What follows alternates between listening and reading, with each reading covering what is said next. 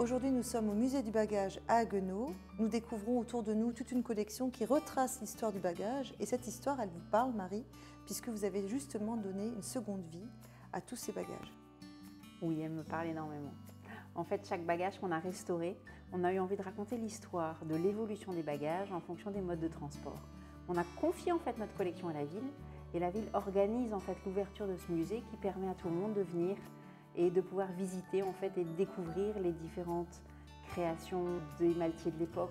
Et cette restauration que vous orchestrez, elle demande minutie, elle demande de la patience. Quelle est la difficulté dans ce métier? Quand on restaure, on découvre chaque matière. C'est-à-dire qu'on ne va pas traiter de la même manière quand c'est des coins en laiton ou les sangles en cuir, la structure et le fût de la malle. Il y a plein de matières en fait différentes et c'est ce qui fait toute la richesse en fait de la restauration. Mais aussi une partie création dans votre métier. Est-ce que vous pouvez nous en dire un peu plus? Notre client va nous définir exactement ce qu'il veut, les dimensions, les matières. Et donc on va effectivement recréer d'abord le fût, puis réentoiler. Et ensuite chaque pièce va venir en fait dessus dans un ordre très précis, tout simplement. Votre savoir-faire est valorisé par des labels, Artisans d'Alsace, EPV, Entreprise du patrimoine vivant. Quel est pour vous l'avantage d'avoir ces labels? Alors ces labels permettent vraiment de reconnaître l'artisanat.